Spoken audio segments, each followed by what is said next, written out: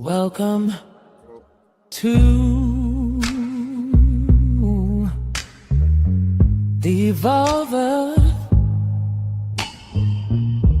Post Review with the Invisible Man and Woman, Terrell and CJ, all for real love. These thoughts, EOD, rest still in Hub, and Coach FC, HW.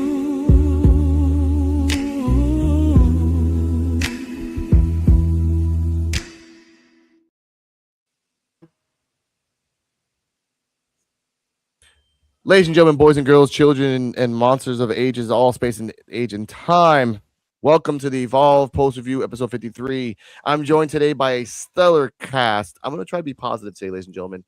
As minimal of Chewy hate as possible. Minimal. But that's it. Coach, how are you, sir? I'm good, thank you. I'm glad to be here. I'm your regular DEI hire, so I'm just happy to be involved. Thank you. What the fuck? Every week. Every week. Oh my God. Okay. All right. Here's these thoughts. Oh man. I'm doing great. I'm doing as good as you could be after seeing my White Sox got annihilated today, but hopefully my line ain't do it tonight. But other than that, I'm here on this show. It's always an amazing time, so I'm happy to be here. As well. EOD. Hey, welcome in everybody. I am glad to be back on a Thursday night, so can't wait to get started. For real, Terrell, take it away. What's going on, everybody? My name is for real Terrell, CJ Wolfie. My beautiful werewolf will be here, and Cardi M. This is this is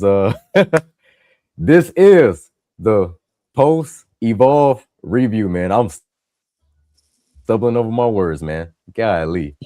But no, yeah, it's gonna be a good, fun podcast today. And I hope y'all enjoy it, you know what I'm saying? Because like Alex said, we are going to try to be positive as possible. Of course. We try to be. We're gonna try to be because Man, forget Dante Chan, man. Dante Chan, he gets on my nerves. I can't be positive. I can't be positive about Dante Chan, though. I can't be positive about him. I can't. Okay. I was about to ask somebody else, and somebody else. I was about to ask if the Skinwalker's back because you were so calm in the introduction, and we were not used to you being so calm. Then Dante Chen came up, and it was like, "Oh, okay, he's here. It's not anything The mysterious." Skinwalker? Yeah, he's here.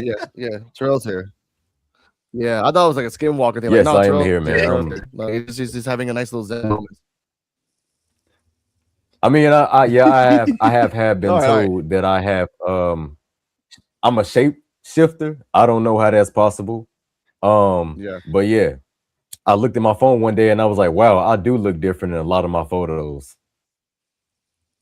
Oh, I feel like a walking deep, mood ring. you don't feel a little reptilian, do you? By any chance? Unity. What is going on with this podcast? Anyway, you know who's crazy?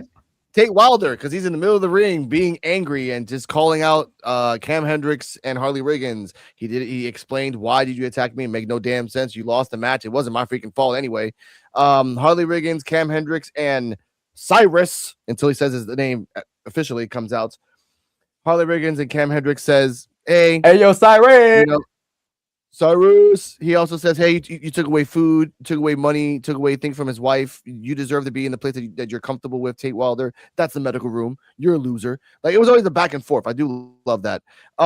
When they finally said his name, welcome to Evolve, Kai Kavari. Oh, come on, Kai Kavari. Get in there. Beat his ass. He jumps in there. Tate Wilder gives him a drop kick, and the ref comes in, rings the bell. Before we get to the match, Coach, your thoughts on this promo and Cyrus turning into Kai Kavari? I mean, I don't hate the name change. Cyrus just sounded so whack. It didn't sound right at all. At least for me, it was like it was such a random name. I'm happy with Kai Kavari. It's just weird. Why now? Because like, couldn't you have done that like 2-3 weeks ago? This was such a random time. But I think the opening promo was good. I like Harley Riggins and Cam Hendricks. I just want to see them keep beating Tate Wilder up. We didn't see that here, but hopefully next week we can see him get beat up in the parking lot again. Okay. Hear these thoughts, your thoughts on the promo and the fact that Harley Riggins was wearing the same trench coat from the guy from Grandma's Boy, the robot guy. You right. Oh man, yeah, I'm with Coach on it. I wish they would have changed his name probably before he came on TV. The name Cyrus always dedicated to the guy from the Warriors. So whenever he came out with that name, I thought about that. Can you dig it? And as far as the whole promo goes, Kai Kavari, it just feels like he doesn't really fit in that, Disney Channel high school bully of the. It's like they're forcing him to do something they don't want to do, and he's trying to get in on the group. They know in their mind they'll never let him in the group. That's what it just feels like to me. But yeah, we'll just wait and see what happens. But it was interesting. I love Tate Wilder. Okay. Popping out of nowhere. Okay. Hey, TJ Wolfie. To give you can you hear us? Oh yes. Wait, she's frozen. She said that she's having technicalities with her Okay. That's By the okay. way, It's not the end. That's okay. It's not. Chewy Martinez talking Yeah. is the end of the world. But Terrell, your thoughts on this promo before we get to the match? Oh man, the promo was okay. I think Tate Wilder, man, he was showing a real aggressive side. Baby, can you hear us? Okay, I hear you now. Yay. I don't know what my Wi-Fi Welcome doing right now. Oh yeah. Okay, we can see you now. Cool. But yeah, I mean the promo was straight. I do give Tate Wilder his flowers because he was, pretty aggressive in that promo against them. Even though the exchange was pretty hilarious to me. It came off like high schoolish, like you said, like high schoolish. But with Cyrus, man, Kai Kavari, that is a nice name, I guess. What is his ethnicity again? Because it sounds Middle Eastern. That's what I was thinking too. His real name is Cyrus Habibi. Oh, okay, so it makes sense. Okay, so that makes sense. Okay. I like that name better. I do. I really do like that name better. It reminds me of King Kai. And he invented Cavassier. Yeah. And he invented Cavassier. But in his timeline it's called Kavari. So but you still Cyrus because you a loser. Ooh, You blew it. And Cyrus lost in his first match. Yeah, You blew it. EOD.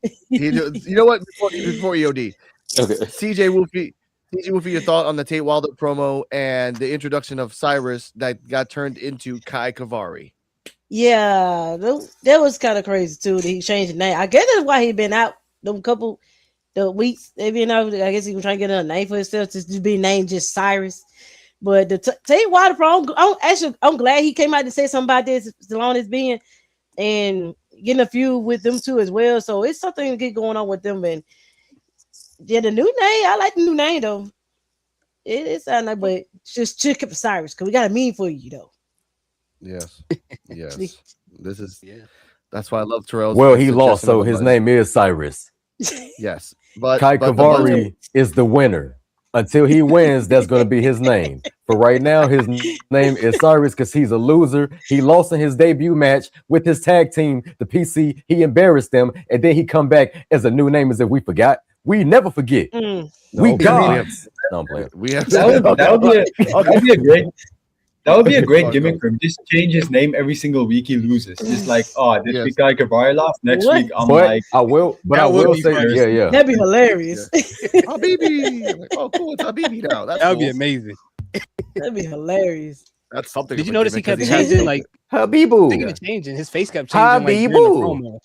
Like while they were talking, he'll look serious and he'll like and then like He wipe lo- his face and go back to being angry. I'm like, what are you doing, man? Yeah, Laugh. he reminded me Hey. like he reminded me of the runt of OTM. Like that's the third member they don't talk about. Like Yep. just kind of like a Spike Dudley. Like that's the third guy. We don't talk about him as much, but he's a crazy one. We're all thugs, but either way, EOD. I'll rant. Go on. Your thoughts on the promo before we get to the match? All right, before I get to it, three Yes. things. First, when he first got introduced with his new name, I was I think talking to my chat.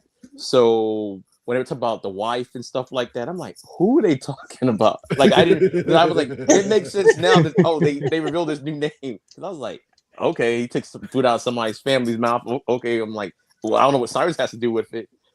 Two, sorry that my camera's ass tonight. I'm on my backup phone. And three, after I cut this promo, I have to jump in and out because I can't hear CJ Wolfie for some reason, so I have to jump in and out. But anyway, Okay. No. I thought the promo was good.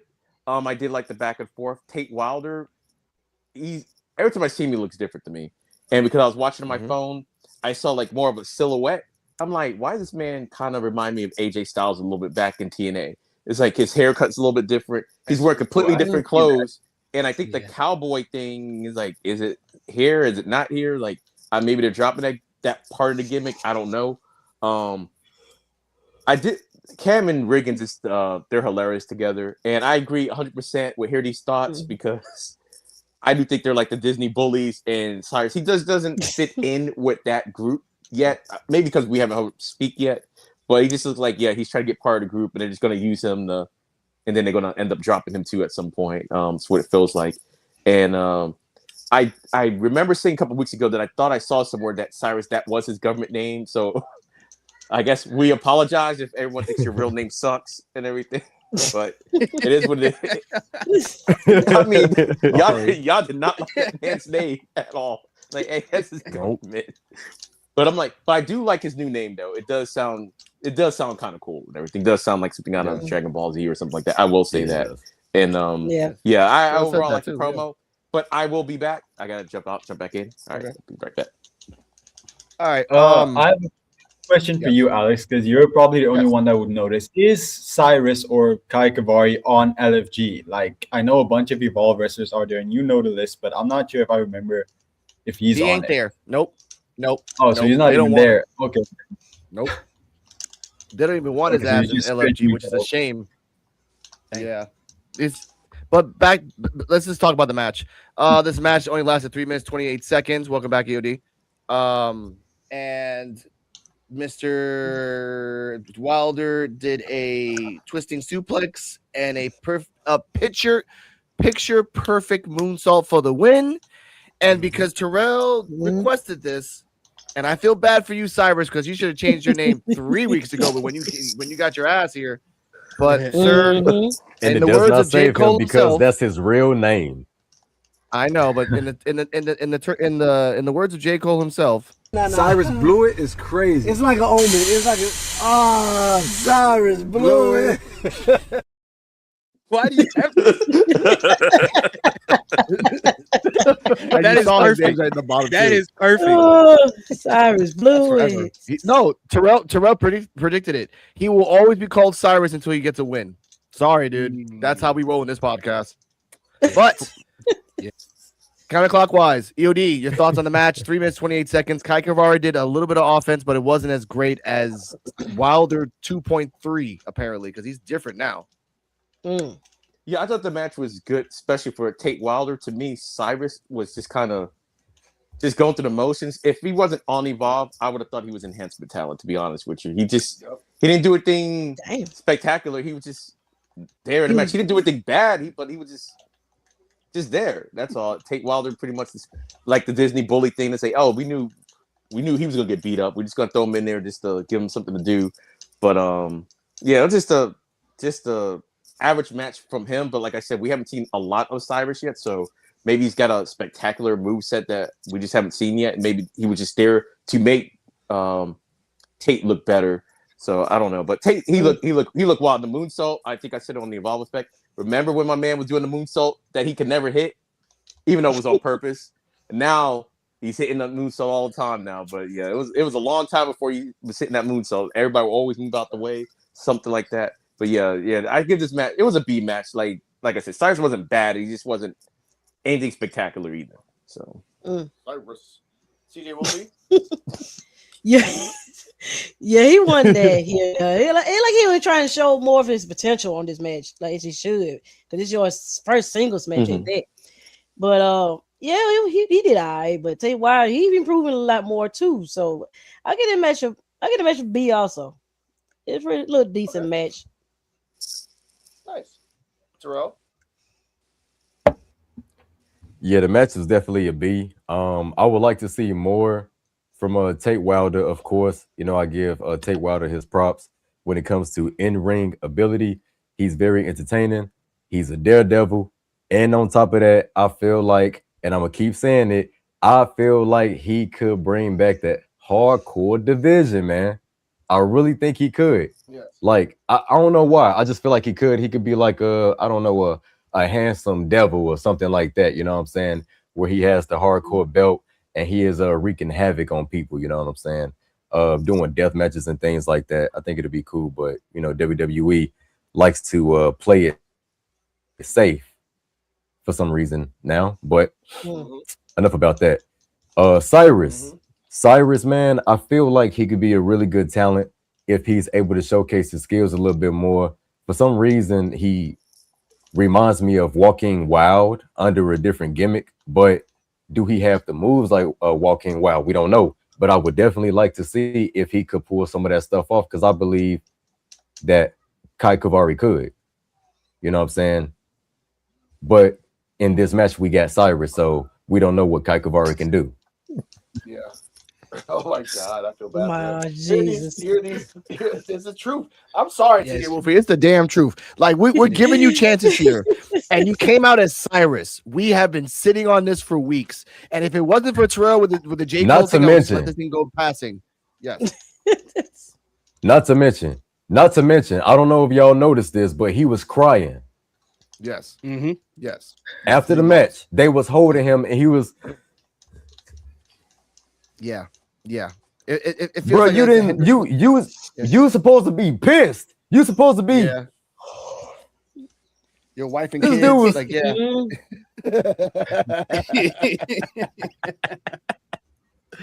God, someone. Man, I wanted to sing for him, bro. I wanted to sing. I wanted to sing my heart out. I wanted to sing for this man.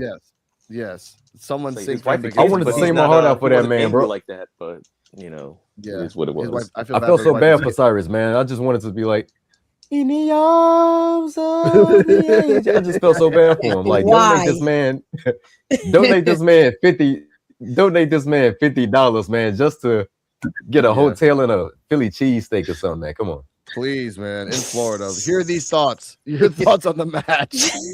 Terrell, and for 10 cents a week, you can also Cyrus.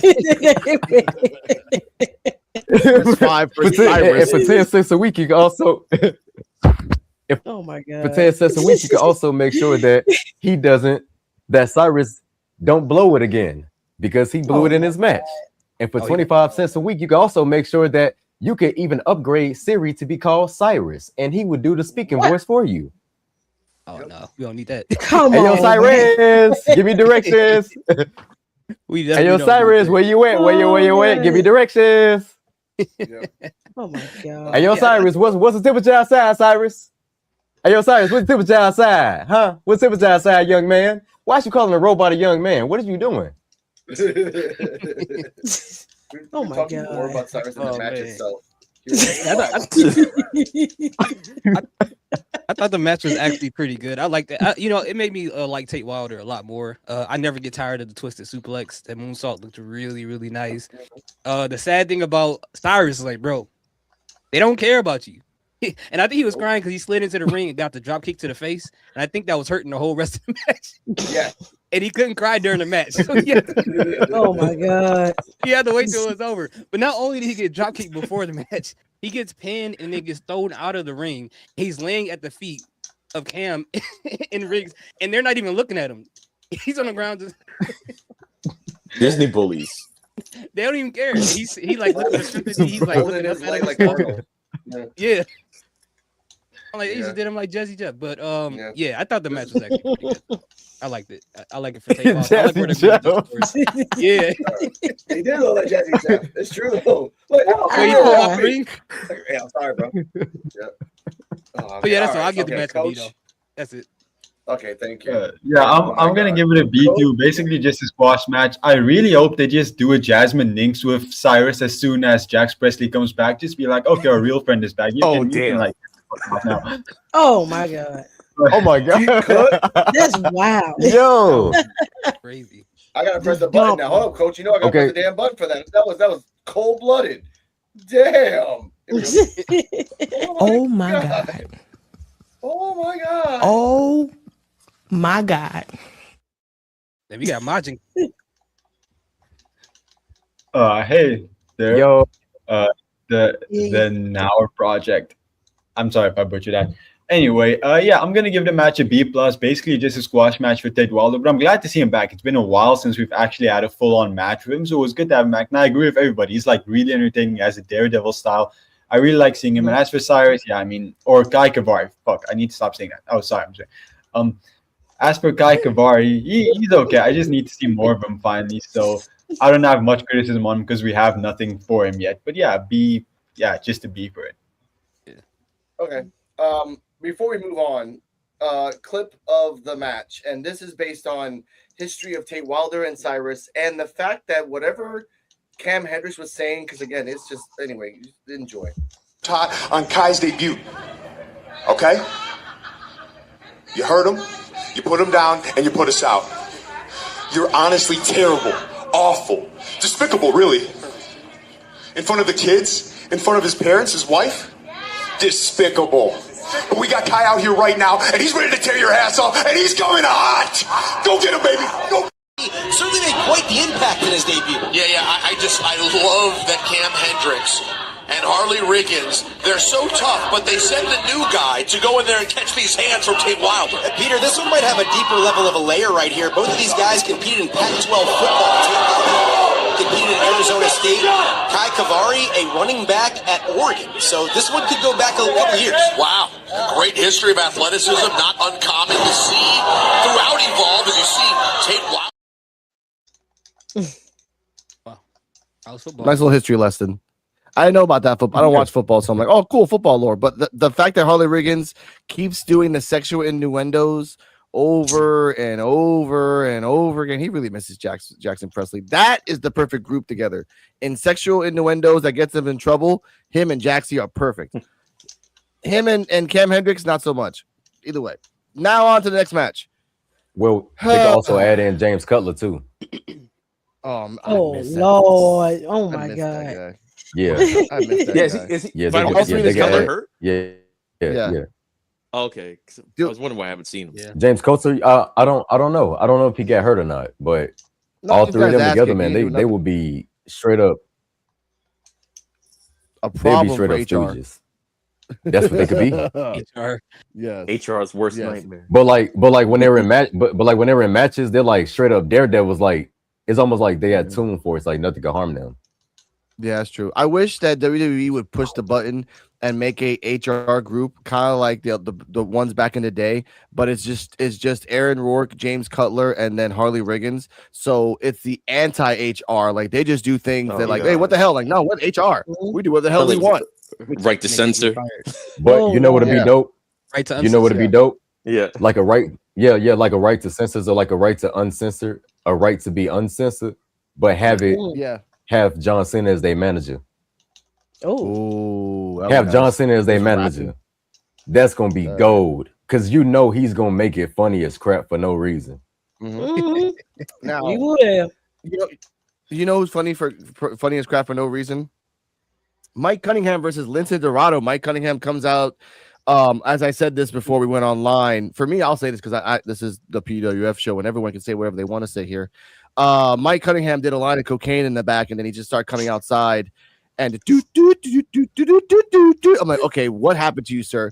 He starts gyrating and then doing the thrust throughout the whole crowd. The Family Guy, he does it to him. The little kid, he does it to him. The little kid looks up at his dad and says, "Why did he do that?"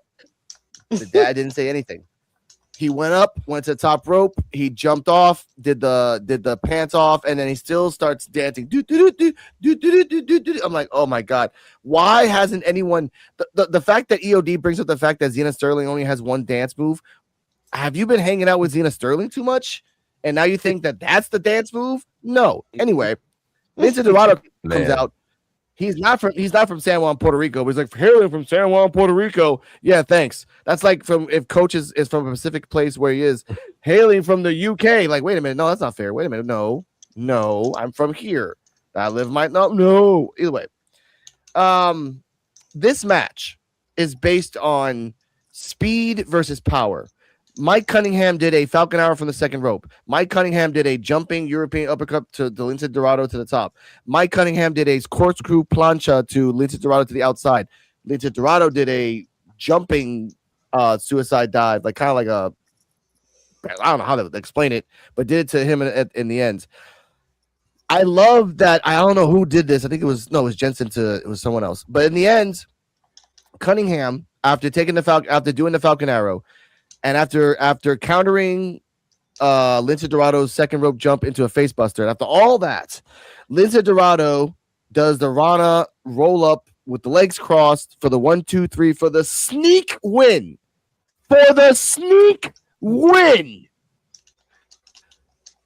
Cunningham pops out, confused. What the fuck happens? Coach, your thoughts on the match and the fact that Lince Dorado didn't do his finisher on him. Lince Dorado didn't even overpower him. Lince Dorado did a roll-up win. Okay, so sunglasses on for this one. Actually, these are 3D glasses. I don't have sunglasses, but I need to.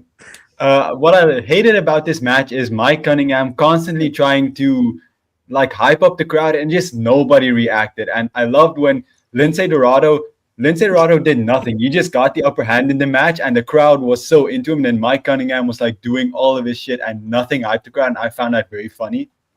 Okay, I can't see with these anymore. My bad. But as for, I love the irony in the match of Mike Cunningham doing all of his big moves and nothing working, and he loses through a roll up. But I just think Mike Cunningham is trying a bit too hard. Like he has something. He has like an asshole type of vibe going for him, but he's just trying too hard to make it work, and nobody is really responding to it. And I think that's kind of what's harming. If you just like toned it down a tiny bit, it might be taken more seriously. But as of right now, I think it just feels like a bit too much. But overall, I did enjoy the match. I think it was a fantastic match, and both men showed out. I'm going to keep pushing the agenda that we need more luchadors on Evolve. I just want to see more masked wrestlers, more luchadors on Evolve. I think we really need that. We don't have that really anywhere on Evolve or NXT. So I'm still going to keep pushing for that and say that every time on an episode of Evolve. But as for the match, I'm going to give it an A. I was very entertained during this match. Okay. That's nice. Hear these thoughts? Yeah, I was really entertained by this match. It was kind of cool to hear the Lucha House Party theme song back again, doing the Lucha. That was fun to hear. But as far as the crowd not reacting to Mike, I kind of feel the opposite of that because it kind of just adds everything together. I tried to join this group. They don't like me. I'm trying to do things to impress the crowd. They don't even like what I'm doing. So it's just all kind of like snowballing up to maybe this potential Mike heel turn sometime in the future. But that Falcon Arrow off the rope, I was not expecting that. That was fantastic. Mike looked great in this match. And I can't wait to see what he does in the future. Now, I'm wondering where they're going to take this to, and we'll get to the after the match part in a little bit. But overall, the match, I agree with Coach. It was just very entertaining. I'll give it an A2. This was a lot of fun to watch. Okay. Terrell, your thoughts on the match? I thought the match was pretty interesting. I did like seeing Mike Cunningham. He's a little hype, but like Coach said, it's weird when the crowd don't get behind him, and like he do be lit out there, but it almost as if it come out as like he's in his own little world, and I don't like that because it's like, dang, like bro, if I was in the crowd, I'd be lit, like because I like Mike Cunningham. He's pretty cool. I like him. I like his energy. I see the vision. I see what he's trying to do, but it's like he need a real good fan base behind him, and I don't think Evolve really like. But then again, like I said, it could be that his energy is just a little too much. Like it's go. It's go. It's tolerable. You know what I'm saying? He's really just being himself. He's comfortable, and it's almost come off as like it's sarcastic, but he's also a jerk with high energy too. You know, like it's go. But like Mike Cunningham, it'll be like he's trying too hard. It'll be like a yeah, look at me, like yeah, come on, y'all. Like it's go is like it's go, like we'll gravitate towards that more. But yeah, I thought the match was pretty good. Lindsay Dorado, he's dope. He is a locker room leader in his own right. And I would say the match is definitely a B for me. But yeah, we do need more luchadors on Evolve. We need more wrestling styles on Evolve. We seen the street fights, we seen the technical wrestlers, you know what I'm saying? And even with Aaron Rourke and Jackson Drake's match, that was like a NXT Black and Gold match for me. And I would say a lot of those that's like an indie style. Not more so as like the New Japan style that you see in like AEW, Ring of Honor and stuff like that. But I thought the match was dope. It was good, but it could have been a little bit better with the crowd interactions with Mike. But I think he should turn heel soon, though. Okay. All right. TJ Wolfie? Yeah, I agree. I think he should go ahead and turn heel, because this being fake with this trying to get the crowd reaction, was just trying to being forced with it. It's kind of weird. So yeah, he should go ahead and turn heel. But overall, the match, both of them did pretty good. That Falcon Arrow was impressive. How he did that. That was pretty good. And it was good until the end. Like, I hated that they went back and forth on this whole match, and that the match ended with a roll up. I wish it was like it just ended with a finisher or something like that. But it still was a good match to me. But I'll give it an A, but I'll give it a B plus just because of the end of that match. Okay. EOD, your thoughts on that? All right. I'm also gonna give it a B plus because I really did like the match, and I agree with the rest of y'all on the panel, but I guess I'm a little bit different. Maybe I'm the person they were trying to get, because I liked what Mike Cunningham was doing. It was like so over the top that it was good, and the fact that the crowd didn't react to him, to me, made it even better, because he thinks he's a face, but he's not. He already is a heel. He just hasn't done anything super dastardly. He's more like annoying than anything else and everything. Like on that turn to become a full blown on heel. So I liked it. Then like the wrestling is there. I was saying I think his hair got trimmed a little bit more because he's looking more and more like Tom Cruise every day. He came out with the Magic Mike stuff that I was like, because this is the first time we've seen this iteration of Mike Cunningham. Like he's been doing sunglasses up, but he came and started doing all that dancing. I'm like, what is this man? He's on an ecstasy. He was hanging out with he was hanging out. No, that's cocaine. Don't you mix in Luca's stuff with Mike's stuff? That's two different types of substances. Straight 80s party is what he was at. Oh man. Go on, Terrell. EOD. I got a question. Yeah, I got a question for EOD. So when he does turn heel, do you think it's a possibility that he could be one of the most hated heel wrestlers in Evolve or /NXT? Yeah. Like, do you think he has the energy to be like the crowd just hates this man? Like, he has definitely the potential, but the thing with his gimmick, it feels like to me, is that he'll do that, and then that reaction that y'all want him to have, he'll start getting that reaction when he's a heel. I think that's the conundrum that he faces. Like, when he actually does turn heel, he'll be hated to the point where they love it, and it's because he really is good at what he's doing. And I guess that Cody Rhodes school, I don't know, because where he's at now is completely different how he started out. It's like he's completely different, but it's like a slow, fast build to it. Y'all know who he reminded me of when he was coming out walking? He reminded me of Do-Rag Vince. Oh no, Mike Cunningham when he came out. That's when he was Do-Rag Vince. Oh no. Do-Rag Vince. That's a deep cut. I was thinking more Disco Inferno, but that was just me. Disco Inferno. Yeah, that's what I was thinking. Oh my god, you said Do-Rag Disco Inferno. Do-Rag Vince. Terrell's having one today. Oh my god. You on that Mike Cunningham? You on that Mike C? Mike Cunningham is the type of guy. Mike Cunningham is the type of guy that would literally walk up to you a black person, or somebody in property in real, they'll be like, what's good in the hood? I can see him saying it. I can really see him saying it. I can see him doing that. Ooh. Yeah, I can see that. He looked like I he can was see saying that it. too. No, I can see that. I I can see would. No. Yeah. What's yeah. good? He's from What's good Texas, in the too. hood? What's good in the hood? Yeah. He Pork chop. kind of seemed like those. He kind of seemed like Pork those guys chop. who What you breathe calling through it? Pork their chop. Pork chop. teeth. Don't he seem like the guys that breathe through their teeth when they talk? And they like, "Hey, how's it going?" Yeah. Like he give Oh me my that kind of God. vibe. Yeah. Also cocaine users. But And back to that's this how match. and that's how he Mike- should talk. He should talk like that when he's healed. Yeah. I'm gonna Yeah. have that match. But I want to talk about this match. Shout out to Coach FCHW, who's right to my right. He actually made a review of this, and he did say, like, oh, you guys are thinking he's all doing heelish things. In this match, he pulled off the Kinesio tape off this guy. He kept on flaunting his body around Lindsay. Like, he thrusted in front of the kid in the corner. Like that, if that's not a heel gimmick, I don't know what the hell it is. Like, if he comes into NXT and he goes to the crowd and his magic mics somebody in the crowd every single time, that's going to either be super popular or super awkward, and that will either range. So I would say that whoever made this gimmick for him is gold. Like, you are in your mind babyface, but you will do heel tendencies. You will finish the match post-match. Junior Martinez being yes, go on, EOD. Oh, no, I was gonna say he gives me like early Kurt Angle vibes. Is what he gives.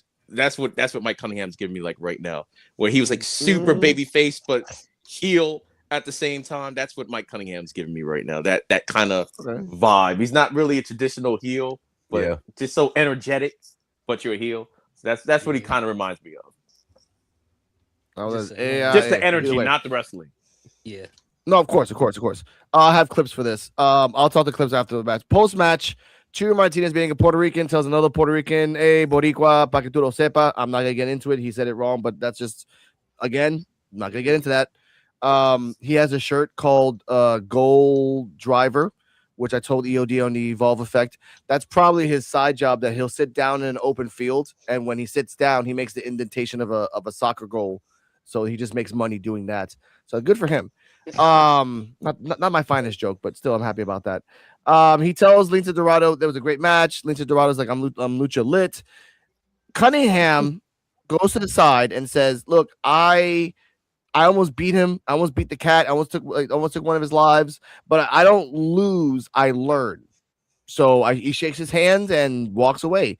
So counterclockwise, EOD, your thoughts on this post match that he's just, in the eyes of everybody, honorable dude.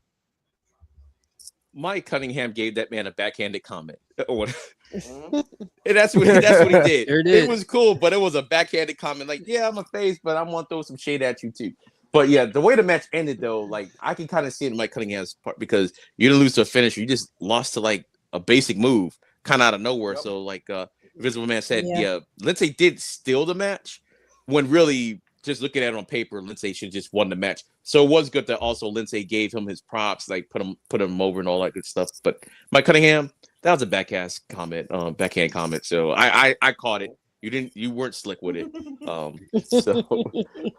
it was good though. It was good. All right. CJ Wolfie post match. Yeah, I kind of felt a little shady in that little promo too. Like, you think he's slick though, but it was all right though. Seeing Chewy, still always think about as I was just wondering what this man gonna say about this man. But yeah, it was all right. Yeah, Mike, he need to stop playing. Just go on turn here. Wow. Telling like it is, Terrell. Honestly and truthfully, I really thought Mike Cunningham was finna knock this man lights out. Yeah. Yeah, I would like turn But around. I'm telling you, the person that he turns, the person that he does turn heel against, it's gonna be bad. I get his match a B+, but it's gonna be horrible when Mike Cunningham turns heel, and I don't know who's gonna be in his way. But yeah. Okay, I like that. Hear these thoughts? Yeah, I'm with EOD. And the funny thing is, with EOD being end of days, Mike got pinned in one of Baron Corbin's weaknesses. which is a roll-up pin. Yeah. It's pretty hilarious. As far as the post-match thing, I'm with you guys. I thought Mike Cunningham was just gonna snap because he calmed down. The cocaine version of himself just kind of maybe it came out of his pores during the match. He relaxed a little bit. So I'm like, oh, he's really gonna punch this guy in the face. But I think he was like trying to battle with himself. I think he really wanted to do something, but tried to over positive and calm himself down and say, hey, I didn't lose. I learned. I'm like, no, you're denying a loss. There's something wrong there. So I can't wait. You heard what he said though? What'd he say? What? Bro, what he said, yo, he was finna really lose his mind. He was like, you're fast, like a cat, and I love cats. No, he said no. No, he said allergic. Bro, No, he said allergic to cats. No, he said allergic to cats. Bro, hey, oh yeah, No, yeah, he yeah. said- Oh, he he said allergic to cats. Yeah. He allergic Yeah. to cats. My bad. Yeah. But anyway, yo, he was really like them voices was like, hey man, think of something else. Yeah. You take a detour. Don't do it. Don't do it. The powder was calling him. But yeah, I thought it was. I can't wait for Mike to do what he's gonna do. I cannot wait, man. It's gonna be so good. But overall, I thought it was. Calling me. It's calling. It just be calling me and calling me. It's calling me. All right, Coach, your thoughts? Yeah, I don't really have much to say. Everybody else already said everything. I did think he was like gonna turn heel there, but I love like how slowly we're building up. Him just being like, yeah, I respect you. I also don't like the way you won, but like I respect you, not really. I love that. That was good. But like, yeah, I think everybody else already said what I needed to say, so that's it. Oh, okay. Oh my God. I will say in this match, and even in the post match, like I do want to see Mike Cunningham do something different. And again, he's way more talented than EOD is right. From what we saw the last time when he fought Jensen in like episode 30 to what we see now, and even in the in between when he was in the gauntlet match and getting his ass beat for like 15 minutes, he's greatly improved. And again, if he turns heel, great. If he stays this goofy heel, then he should have a tag team with It's Gall. Those two are perfect. Like literally, like sunglasses off. It's Gall, sunglasses on. It's Gall, and just like together. Perfect. Not saying for you, It's Gall. By the way, we know for sure, guaranteed next week, It's Gall is gonna finally bring back the studometer and do a studometer on his opponents, whoever it is. So that's gonna be really fun. All right, Chuy Martinez. Backstage in the foreman's office, Thatcher explains that Kendall Gray, and I love this. I want to give a shout out to Fightful Select because again, they put their foot in their mouths, and I was in there live. And they didn't want to show my comments. I'm like, okay, that's cool. That's cool. I'm just giving information about Evolve, but that's okay. They told me to come back next week. Thank you for the invite, sir. It's like a vampire. He says that Kendall Gray didn't just hold the Evolve championship, she earned it. He says that she set the new standard for working in Evolve and earned her call up to NXT. He announced that in 3 weeks from this week, there will be an Eliminator Gauntlet the same way that NXT had one on Tuesday. So he also announced that the Fatal 4-Way, which for next week will determine the final Gauntlet entry involving, and we'll say this now, Lyons, Vasa, Wendy Chu, and Laney Luck. He added that the new prospects from Europe and North America will be here next week as well. So we have a Fatal 4-Way, Fatal 4-Way. But let's add all this right now. Coach, what are your thoughts on the Fatal 5-Way that we have the 5 Lions of Voltron, basically? We have Lions, Vasa. If you think about it, it is the 5 top women right now in Evolve in a sense. We have Vasa, Lions, Chu, Laney, and later on we find out that through a monstrous squash, Callie Armstrong. So what are your thoughts on those 5 and predictions? Which one goes to the gauntlet? I just want to address. So this means none of these women are going to be in the eliminator match coming up, right? Because I was a bit confused with that. So that means all of the women in that match is going to be the new debuting women or women we haven't seen yet. Okay, so that's kind of weird because I was gonna assume you probably want your champion to be someone that's like already existing. But I'm fine with it. As for my prediction, I think I saw somewhere. I think it was on the chat. Tyra May Steele and Kelly Armstrong are gonna have a feud. I think I saw that somewhere. Oh yeah. So Yeah. it's my prediction. It's either gonna be one of them winning, and it's gonna be a feud around the Evolve Women's Championship. But if it's not them, then my prediction is PJ Vasa winning next week, because I don't see them like pushing her back any further. Because if she loses again and she's not world champion, I don't see how what direction you go with her then. But if it's not her, then it's probably Kelly Armstrong winning to build that Tyra May Steele feud. Otherwise, we may see a new women's champion. I don't know. I've been predicting a lot of weird stuff now, so I don't know. I really don't know. Okay, that's fine. That's fine. Here are these thoughts. The 5 lines of Voltron. Who wins to become in the gauntlet? And you can add names if you want. The people that might actually be in the gauntlet. We do not know. No one knows. Yeah, because I thought about it before, because I was confused, just like Coach. I was like, does this mean that all these women are still going to be in there and we're just determining who's going to be the last person and that's it? Like, I was confused about that part. Yeah, me too. But as far as like the winner, I would say, and if you notice, they put an emphasis on a person can win by submission or pin or disqualification.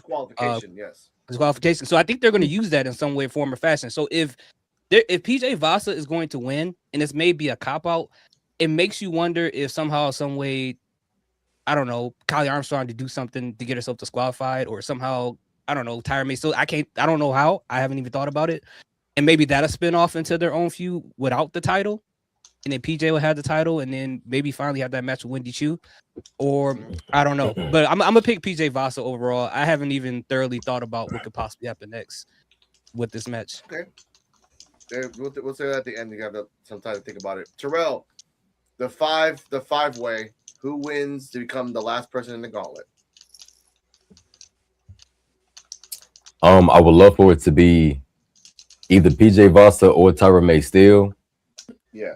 If they do decide to give it to Wendy Chu, that will also be cool too, because I feel like she deserves to at least be in the tournament and to at least get a title shot. Will she win it? Yes. I'm not sure, but it would be cool to see. It would be cool to see her have a nice title reign if they decide to give her one. And really be that final boss of Wendy Chu. And she could just present either herself, or she could become something that we have not seen yet. You know what I'm saying? Like the Master of Disguise, Leo Rush. But anyway, I would like to see a few. I really would like a few made out of this. I would like to see PJ Vasa and Tyra May Steele have a feud, and like an old school feud where they have like series of matches, a storyline with it, or whatever. They come from 2 different backgrounds. You know what I'm saying? You got one educated woman that was book smart and was athletic, and then you have one that is also educated streetwise, and she got her accolades and stuff too. Like it'd be pretty cool, to see these 2 like bump heads and actually like build storylines with the matches, man. It'd be dope. Like some Triple H and Shawn Michaels type something, or Chris Benoit and Kurt Angle. Yeah, that would be something that actually would be something really good. Yeah. CJ Wolfie. It's like gonna be a pretty good match, but to choose to win, who gonna be the final person in this gauntlet?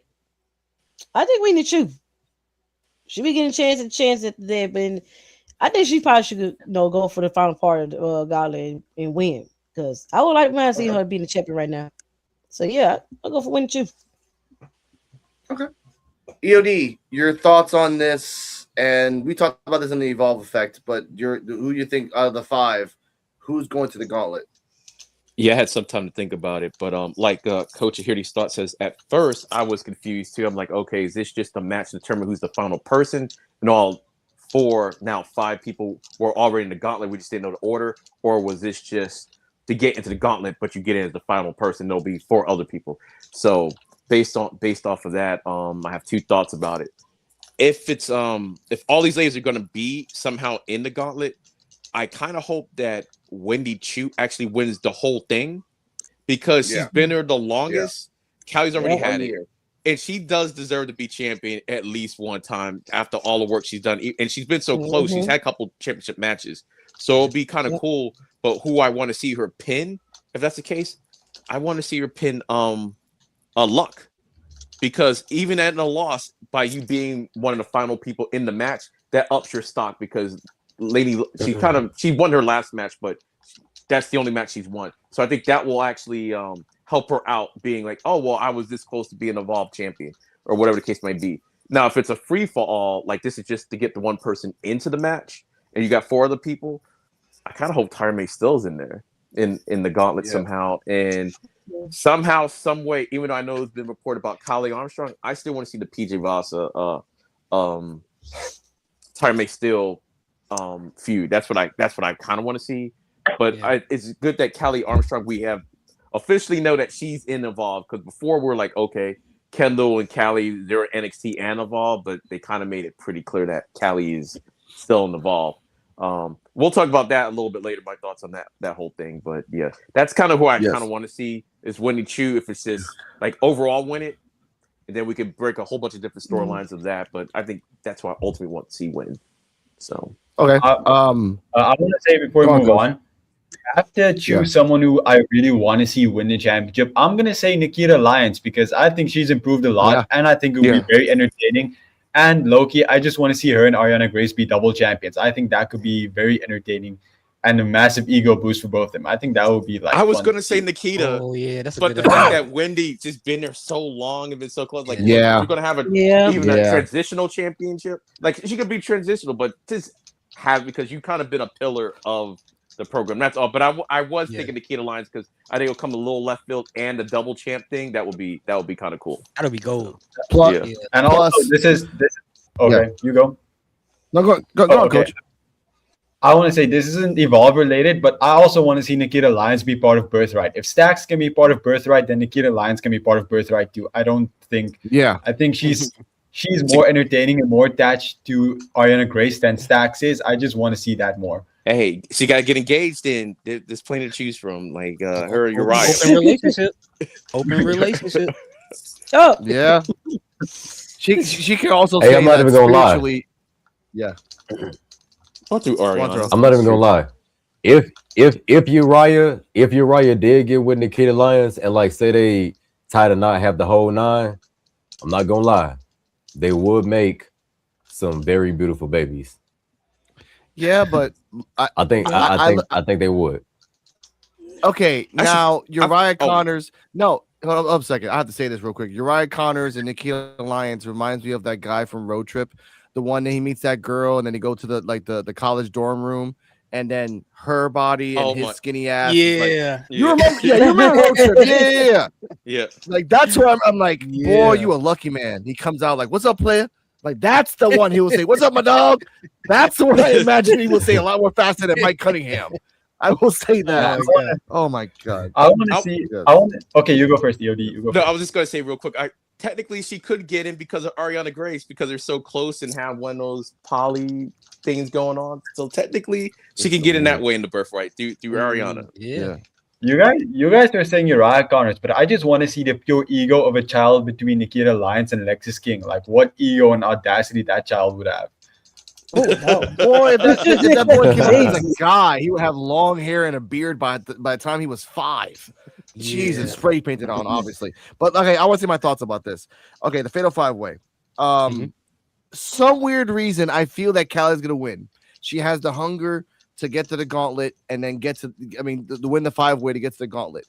The way that we can get to Tyra and Callie having her own program. Let's say this: in the gauntlet, Callie fights Tyra.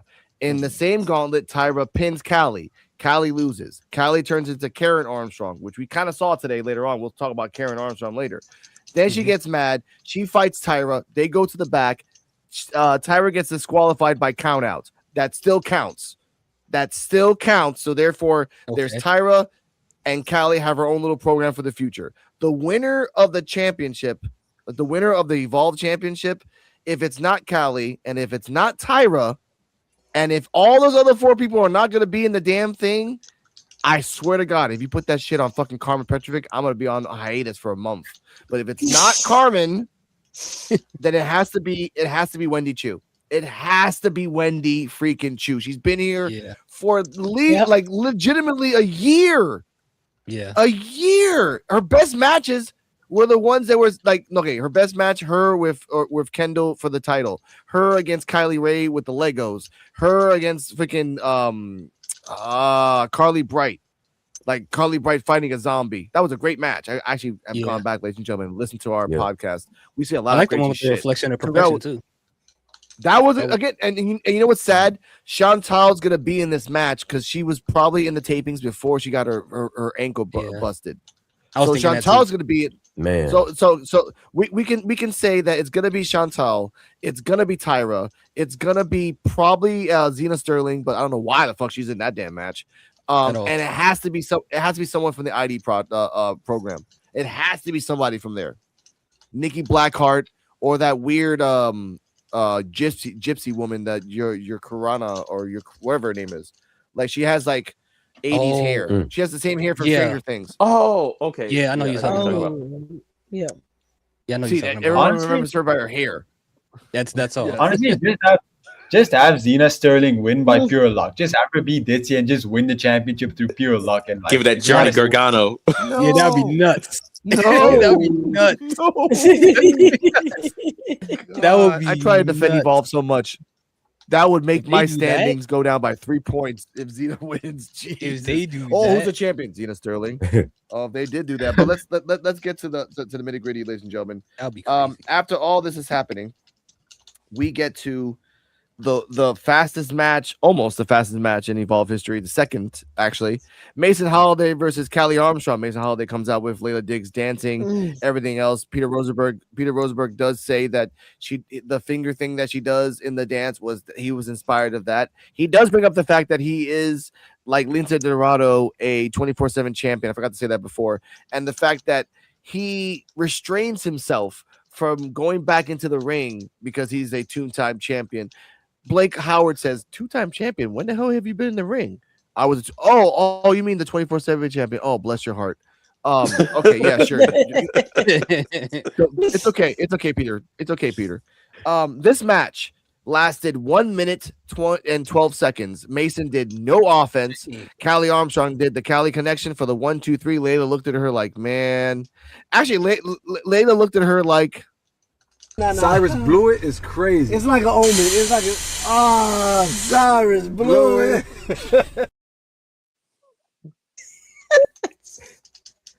yes. So, EOD, your thoughts on this? And by the way, the record on Evolve is actually Callie Armstrong versus Mason Holiday, 56 seconds. This is the second time she has fought Mason Holiday and beat her 10 seconds more. So, EOD, your thoughts? The crazy thing about this is that they ran it back, and it was the exact same thing that happened. It was a murder scene. It was a murder scene, and that leads me to believe that we got the old Callie back. The Callie that we got her back, and I thought at least she got lucky. She just got a Callie connection because I thought she was winding up for one of those super Callie connections because I didn't think she was going to stop for a second, but mercifully she didn't let Mason live for another day because I feel bad for Mason Holiday, like because she's been improving so much just to get squashed like this. But it is Callie Armstrong, so you have to kind of forgive it. I thought what they did was actually pretty cool for Callie because she's kind of been on a losing streak. Like I think she's won a match like one time since she's kind of been back, but she's basically lost everything. So this to show her dominance and why she is like the first ever Evolve Women's Champion and that she wants the championship again. So it made sense story wise. But damn, Mason, what? It's like why is it always got to be Mason? It reminds me of Shayna Baszler and what's her name? Dakota Kai on NXT. Oh, yeah. When Dakota Kai was definitely afraid of Shayna Baszler. That's what this dynamic reminds me of. It was like there is like nothing you could do to Callie Armstrong at all, besides throw Layla Diggs at her. Nothing. Like physically pick her up and throw her at her like a chair or something like that. Because this was bad. I mean, the match was good, but it was just bad the way she just destroyed her. But that's all I got to say about it. CJ Wolfie. Yeah, well, the first match, when the match came on through, I was just in my head like, I don't know, this is gonna be a squash match. But then like, no, I mean, I think it makes a little chance on this match, at least get a few offense. Yeah. Man, a few minutes in the match, it'll be in the squad. Like, wow. I was like, okay, Avery gonna squash is good again. So like, oh yeah, it was pretty alright. But I'm glad they're giving Kylie that dominance like she used to have when she was champion again. So maybe it might come in, into that Fatal 5-Way next week. So we'll see. But the match was alright. The match was alright, pretty good though.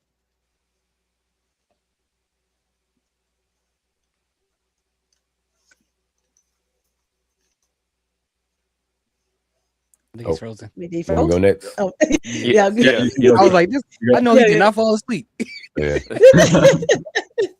Alex fell asleep.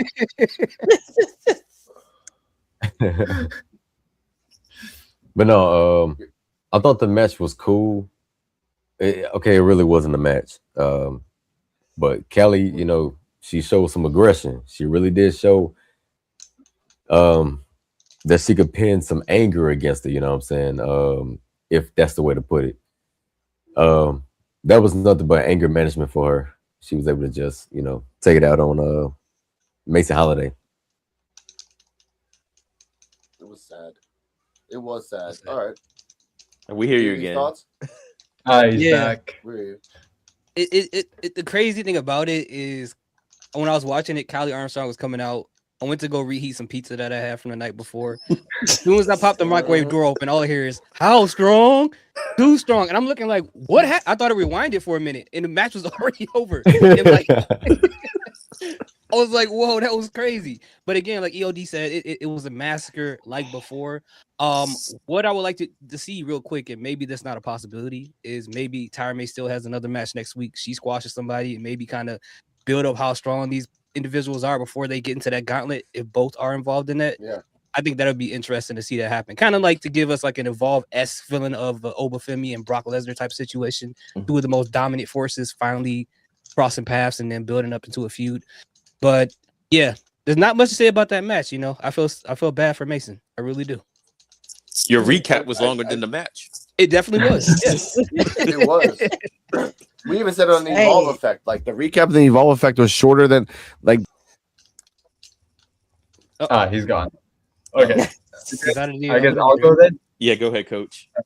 Yeah, I was actually really disappointed because as soon as I saw Kelly Armstrong come out after Mason Holiday's injury, I was really excited to see this match because I haven't seen Mason in a while, and like this seems like a good match. And then it was over before anything happened. So honestly, it wasn't that bad. I get why you give Kelly Armstrong the victory. It all makes sense storyline wise, but like subjectively for me personally, I was like actually really excited to see this, and having it just taken away kind of sucks. I'm like gonna give it a C because not that it's actually bad. It's just me personally. I wish I got the actual match between the two of them, but I understand why everything happened that happened. Yeah, I thought Mason was gonna put up I thought it was gonna be an actual match because she's progressed. It's not like she's new again. And it was like the more things change, the more they stay the same. Because I did not expect a squad.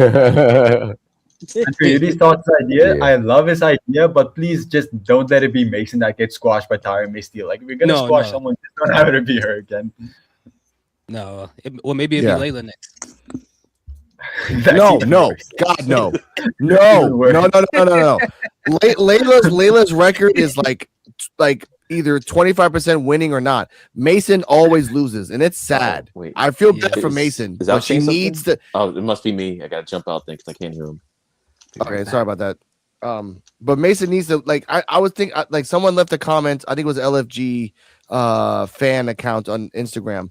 Mason is like not like you got her on Evolve. Make her something or make her heal or do something because you're just wasting her potential. I don't want to hear her getting future endeavored in 6 months. You have a chance. You dumped out Gintala. You jumped out everybody else. Like I hope Kylie Ray comes back. Like she still is technically still pregnant. So I'm like, all right, got another 6 more months before back into the indies, girl. Back to work. I get it. Yeah, for real. I think if Mason Holiday gets future endeavored, I think that would be the worst idea possible. Yeah. Like look at Jakara Jackson and what she's done in TNA. I think she's done really great as Marsha Day on TNA. Like I feel like you're in for that type of situation if Mason Holiday goes because she's actually insanely good. She just hasn't been given any opportunity for it. Yeah, she's pretty good. Yes. And her own costume designer.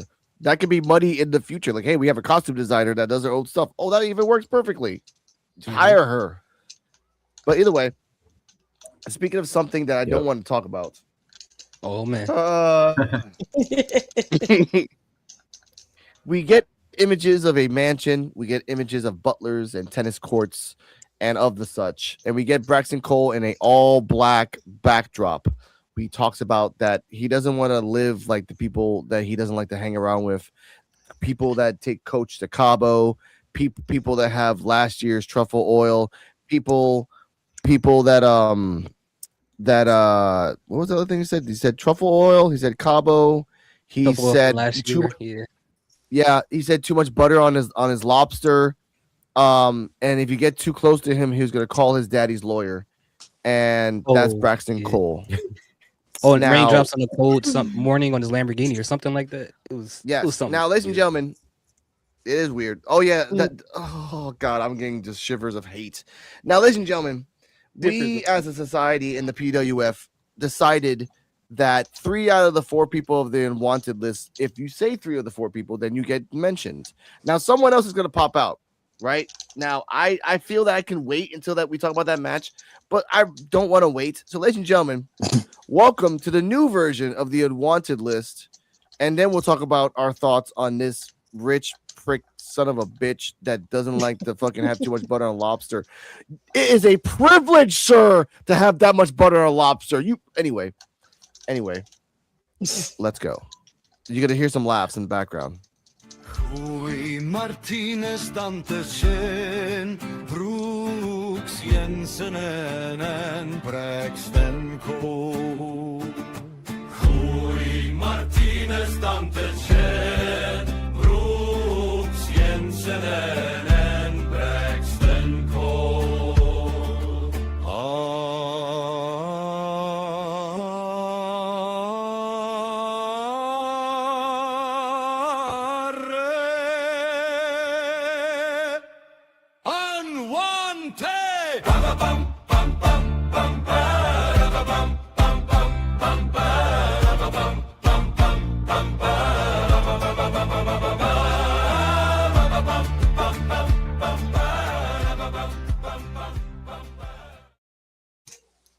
Oh, it went out. I like it. I like that. Thank you. That's nice, Coach. Thank you. We debuted the Evolve effect. It's kind of weird that I've been just inspired by just hating on people. Coach, your thoughts on Braxton Cole's promo? Okay, before I get into that, who here still doesn't have someone on the unwanted list? I mean, like it's me, TJ. it's you, it's TJ. Terrell, and and EOD. No, I don't have one yet. One I'm getting I don't have one yet either.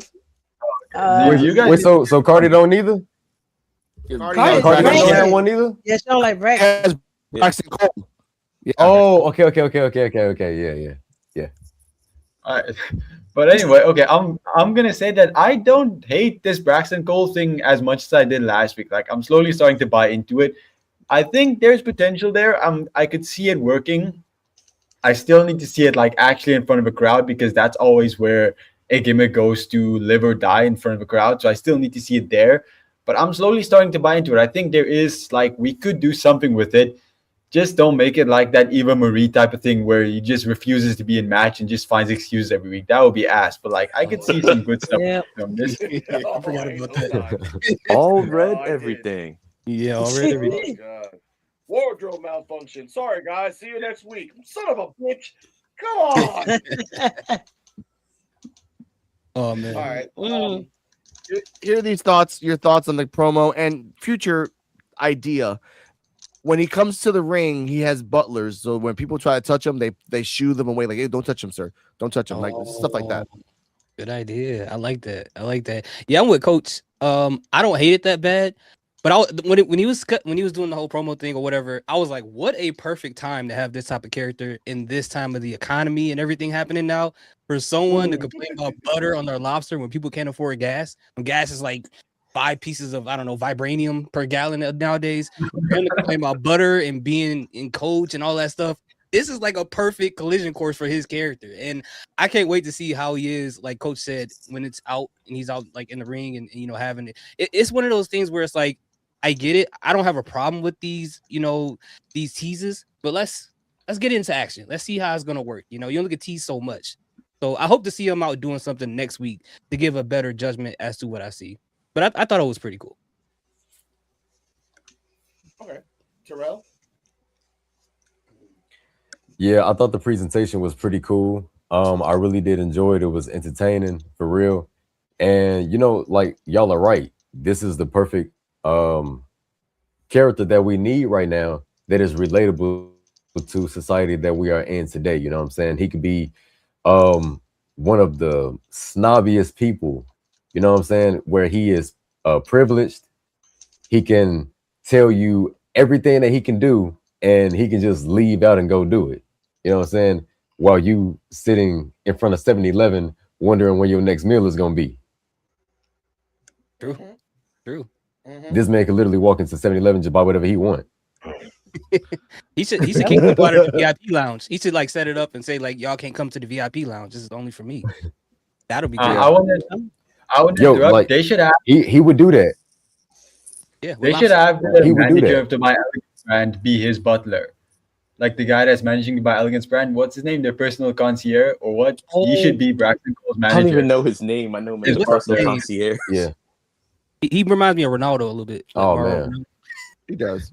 But CD Wolfie, your thoughts on Braxton Cole and the fact that he could be the new $1 million man. I'll elaborate in a second.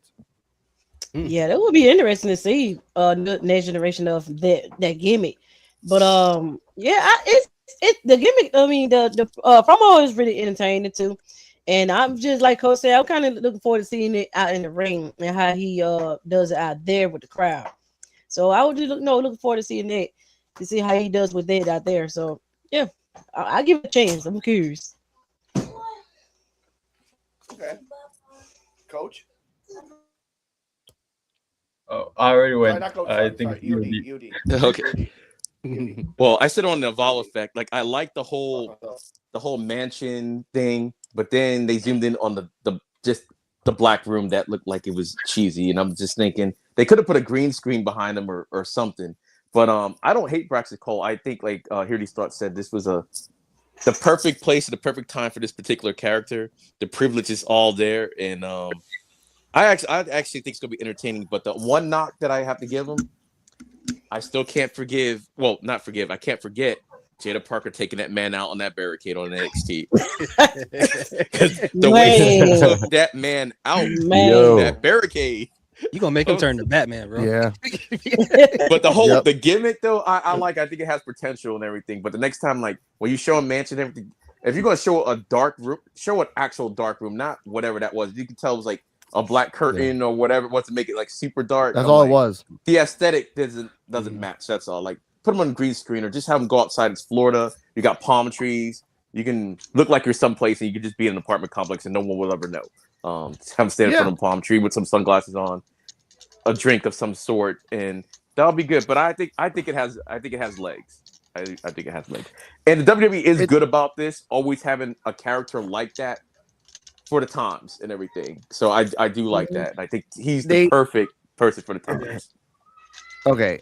I respect that. They kind of did this in NXT back in 2017-19. There was a guy that was an Italian guy that he would drive. He would drive his own Lamborghini into work. He's like, "Oh, I'm better than you. I'm a college guy." I forgot what his name was, but he hanged out with another guy who actually made it to the main roster, but he got fired too, like a jock. But either way, back to this. Braxton Cole. I say the $1 million man because it makes sense. It makes total sense. You can literally go to the crowd and say, "Hey, I'll get a scholarship for you for Brown because I know the dean because he's from Brown. I know the dean," and then you could do like hold the fidget spinner for 20 seconds and you'll get $20,000 and he'll knock it out of the person's hands.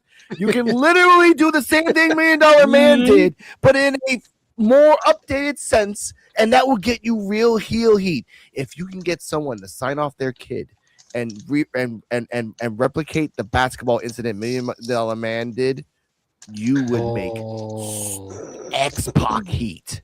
That would be good. Ooh. That would be good. Hey, bounce the basketball I 10 forgot times, you make $100. Man. You know they can do it. It makes sense. If you really want to be that rich guy who like and he does need a butler. He needs a guy that pops out in the back, like, here, let me just spritz you with some water. Let me get you a hot towel. Let me take the like trip over the ankle of your opponent, but say like all that stuff. That's what you need. By yourself, hanging out with two dorks like Hendricks and Riggins, it ain't working, bro. And Cyrus, nah, bro, nah. So I want to say that. Coming up, Cappuccino Jones versus Jensen. They both had promos before they started the match. Cappuccino's was. Oh, you muted yourself, Alex. You're muted. Oh shoot. Thank you. Sorry. Dewey's in the. Thank you. Jensen said that he's appalled that you called his name out. Like, who the hell are you to call my name out? And Cappuccino Jones did less coffee puns. This match lasted 8 minutes 29 seconds. They both did stuff to each other in the sense of throwing each other to the ropes. They Mr. Jensen did a lot of like weird leg moves where you put his legs between in between like the head of Cappuccino's and like jumped on it or turned it around. In the end, they both went to the outside beating the crap out of each other. The referee felt lonely and said, get back into the ring. They both pushed the ref. They didn't hit the ref. They both pushed the ref. And the ref got all mad and butthurt. Oh, disqualification. Then Jensen on the outside, bull roped him. And so, Coach, your thoughts and rating of the match? I hated this match because Jensen was in it. You guys can move on without me. I'm not gonna say anything about this match. That's crazy. Skip going.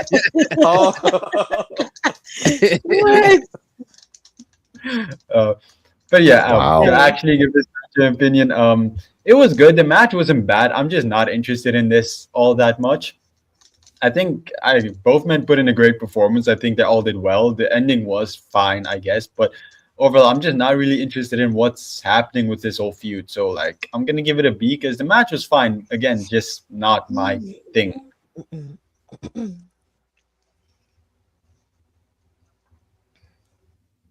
He's muted again. There he is. Thank you.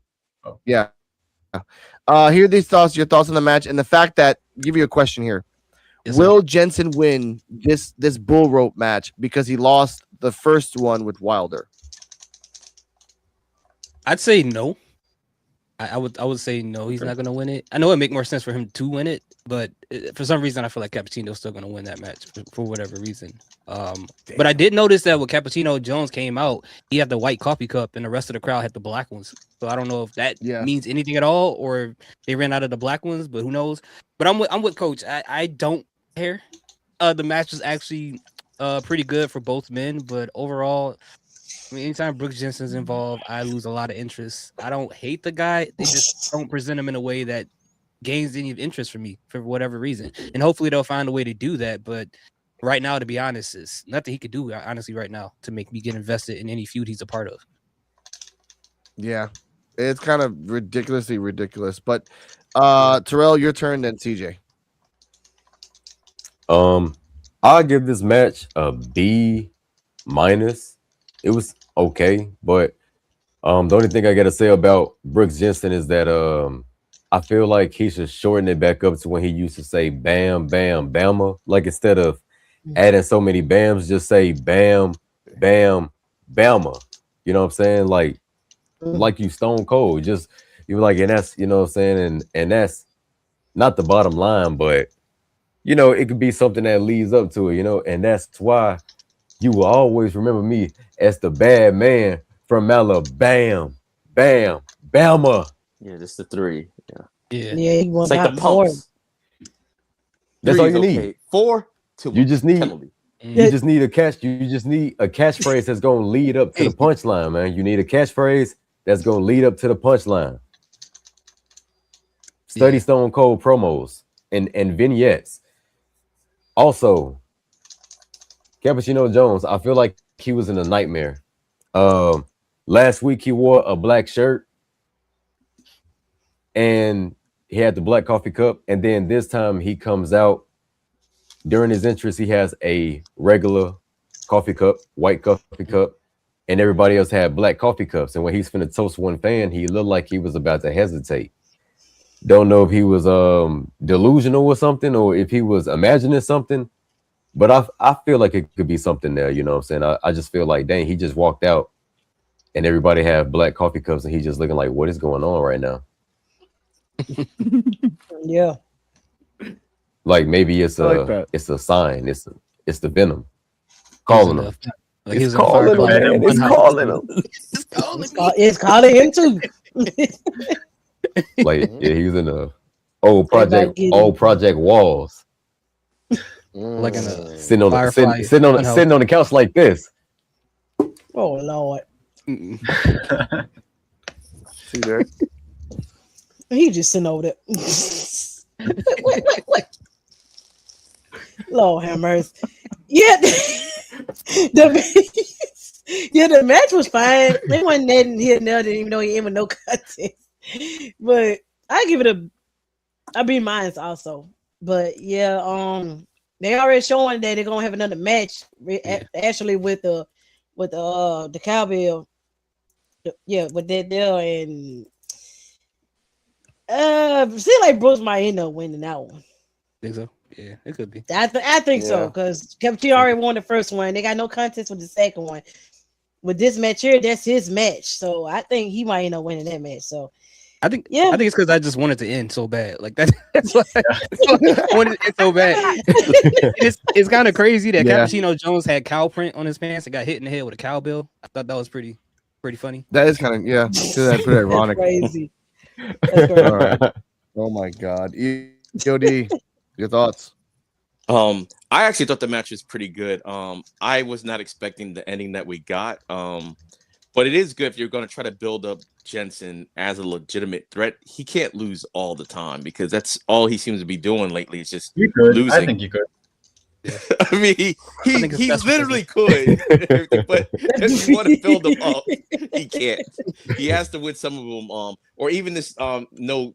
The way it happened was weird because I mean they just barely like touched the ref and everything. Like they kind of did a shove. You've seen refs take way more punishment before they decide to end the match. So that in itself, but I mean it did protect them. And everybody likes more cowbell. So the fact that we might get that match coming up soon, and I don't know if he's gonna win that match because I don't know like how long we're gonna go because like you said, Cappuccino lost the behind the back match. So. Like I don't know, but at least it prolongs it. And I think Jensen does need a feud of some sort to get him back. There maybe could develop not the punchline, the line like Terrell was talking about, the leads up to the bad man from Alabama, bam, bam, bam. Like I said, I like the 3. 4 is too much. It's too much. The match itself was good. And Cappuccino, I think it's slowly like y'all were noticing, like he's wearing darker colors all of a sudden now. The coffee puns aren't as much. Like he still doesn't, but not as much. He's more serious. So it's like, is this like a slow turn? The dark roast that we were that we're thinking, dark roast Jones to the Cappuccino. Dark Jones, baby. Dark roast. Yeah, even the cup, it's not that white cup anymore. It's the black cup. Like so, maybe it's a little turn. So we'll see. But I thought it was good. I thought it was a solid match and everything. The ending was a little wonky. Not the result, but how it got there. Like the little shove, like they should have done a little more. Like, oh, maybe the shove, then the ref kind of gets in their faces again, and then maybe they do it again. Okay, but just that one little, like, kind of get out of my way type deal. That was a little soft. Yeah, but, yeah. I mean, could I also add something too? Go on. I'm sorry. I was gonna add, if Brooke Jensen was on the main roster, say he's on Raw. I'm gonna say in the 90s or something like that. In the 90s, could you imagine if he was able to like tap into some type of like Stone Cold gimmick or something like that? Even now, do you think he would be over with the crowd really, really good if he was able to just like tap into that type of energy? Yes, especially in the time especially in the times that we're living in now. Just think about the times that we're living in now. Okay, you get like those radical groups and stuff like that. Not saying that he's radical, but he does blend in with that, that niche, that group. I think if he did a JBL type of game, he would do well. Yeah. Yeah. Yeah, I think it would work. Yeah. And if But he they would went to have to use him Alabama, more. like just imagine like the ovation he would get. Yeah. Just imagine the ovation he would get like going to Birmingham shows and stuff like that, bro. Yep. In Ooh. Alabama, he'll be God. Bro. He'll be Bret Hart in Canada. Man, I'm trying to tell you, that's right. Mhm. He I would look be at, he like- would be Bret Hart to Canada. Man. Yeah. Now I was gonna say, I look at it like this: like you see how they use Cam Hendricks? Yep. He's always there. And what happened with Jensen? Yeah. He kind of got there, Yeah. and then they just didn't use him for a while, and then he kind of Yeah. recently Yeah. start popping back kind of sporadically. I think if they would just like kept him on like Cam is there every week, just about. So in some fashion, whether he's wrestling or not, we still see him. And Jensen, it's like I actually thought he got called back up to NXT because we saw him for a little bit, and then that was it. And then now he's back, and then he put him on a losing streak. Oh man. So that's why I'm like, but if they would have been consistent with him, I think he might have been like the crowd might have received him better. I think that's Now- just me. Now I have to say about this. This match was okay. For me, it was okay. I did love Jensen's little foot things and the foot cravat and the foot stomp and all that stuff. I did like that. I feel for him, for some weird reason, he would work in the main roster, Terrell, if he would lean into that Alabama's like his holy land and everywhere else is shit. So he'd be like, "Oh, I'm in Louisiana. Man. It's not better. It's not better than Alabama, Bama." Like just putting it out there, it would work as a Man. heel For real. everywhere. Like he would. Yeah. Oh, Repeat it. Yeah. It would He's be in dope. Chicago. He's in Chicago and he keeps giving away Alabama merch. Like it's like what? We're in Chicago. We're in Europe. Oh, but this is some real clothes, not that Euro trash. I'm like, oh, there we go. That's what you need. Like that's the gimmick that he For truly real. needs. Like lean into the 80s. Like you think that flip phones are the only phone that you need. You don't need a phone that has a screen on it. Like he has a box So TV. he has to be house. John, Man. he has to be Johnny Springer from For real. DNA. That guy, DNA. That's like Yes. he lives in the 80s, but like the Yes. 90s version. Exactly. Like let him have some fun with that. But with Cappuccino Jones, I talked about this real. on the Evolve Effect. I talked about this when the Evolve Effect with EOD. The road for Cappuccino Jones. If he loses the Jensen, this is the road for Jones turning evil to Dark Rose Jones because Starboy took off his belt. They're gonna bring Starboy to Evolve. Yeah. We just gotta wait. We just gotta find out when. And I said this to EOD. There could be a path that Cappuccino keeps losing and losing and losing. Starboy enters, and then he keeps winning and winning and winning. Shout out to Malcolm Muscle. That guy's a dick, either on purpose or as a comedy. He kept on shitting on. He kept shitting on. No. Because like in the interview, he was talking with Cappuccino Jones, and he Yeah, I was saw it. saying, "You saw that one too." Like he's like, "Oh well, Yep. Starboy has denim. Well, I have denim too. I did it first, but he does it better." Like what the fuck, man? Oh, Like I'm just saying, like Starboy's a better wrestler than you. I'm like, and he had the ID belt on his shoulders days before he lost it. I'm like, Yep. damn, Malcolm, like you better get your ass kicked by Dark Roast. But At Waffle House. and Waffle House. But for him, yeah, like I want to see that happening. You know what else is gonna happen, ladies and gentlemen? Callie Armstrong goes into the back where I after watching it again, Thatcher was kind of like still trying to play with that damn light bulb, trying to fix that damn thing. Doesn't work. He's like, "Oh, I heard you're the sheriff in town." Like, well, I'm actually the foreman. Shut up. Like, look, I want to have I want to have the championship. I didn't fight Kendall Gray when she was here. Like, yeah, I know that. Shut up. I'm like, okay, well, calm down now. Hold up. Like, that's what I felt that she was doing every single time. Like, I want to be in there, and she tells her, "Look, I did like that." Thatcher said this: Evolve should not be the final step. You should be trying to go to NXT. And you're really strong. Like these other girls in Evolve is hungry. Shut up! I ain't hungry as me. Like, okay, fine. How about this? I'll put you in the five. I'll put you in the 5-way for the match. So it'll be you and everyone else. All right, thank you. Whatever. And I'm like, all right, Ken. And he tells Callie to close the door. Shut up! And then she runs away. So we already talked about like the Mr. business. T. I know she makes you feel like she's Mr. T. Like, shut up! I'm the too strong. I'm Killer Callie. I'm like, I'm not saying you're not, ma'am. I'm just saying, can you sit down? Can I sit you down to have some restaurant food? Screaming. Anyway, after that, No, for real. we get Yeah, to- if she could one time, she would have looked at him and said, "Shut up!" And I ain't playing, nickel. No, that pinky now. I'm gonna blow your head smooth off. Been smooth. God. Oh my God. What did I just say? Oh my God. Ooh, and then you can see like her veins, like you can see her veins bulging out. Like, ooh, say it again, say something else. Oh, Kill Callie in the house. And what's funny is that Callie is shorter than Thatcher, so she's just looking up at Thatcher. Thatcher's looking down at her like, "Are you serious, man? All right, calm down, ma'am. Like, I'm not gonna touch you. Relax now." But let's get to the main event. Aaron, Before we get there, Yeah. Before we get there, Yes. did you all realize that Jaquan McNair was on the VIP section during the? I forgot to say that. My bad. Mm-hmm. Yeah, I had to go check earlier to make sure. What was that all about? He wasn't. They didn't do anything with him. He just sat there. They just showed him once, and they didn't do anything with him. I just had to like look early on my phone to make sure that actually happened. I wasn't imagining it because like, what was that all about? Been there the past couple weeks. I feel like just chilling. it felt like a fever. It felt like a fever dream. Yeah, For real. It felt like a fever dream. Like they'll show him on the camera. He'll just be over there. That's it. They're chilling. Yep. Also, like the sitcom applause that Timothy Thatcher got when Callie Armstrong walked into there. Like the whole crowd just like giving that 90s sitcom applause. I love this crowd. Yeah, It's way better than NXT. I love it better than the other ones. sorry for the interruption. I just felt like I had to mention that because that was so like random. It was.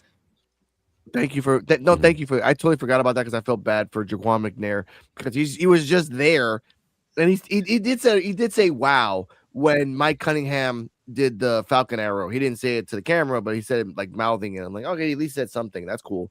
But he's just there for now. Again, let's not forget a certain somebody was just there creeping and skulking and just doing his thing until he had a, you know, let's be real.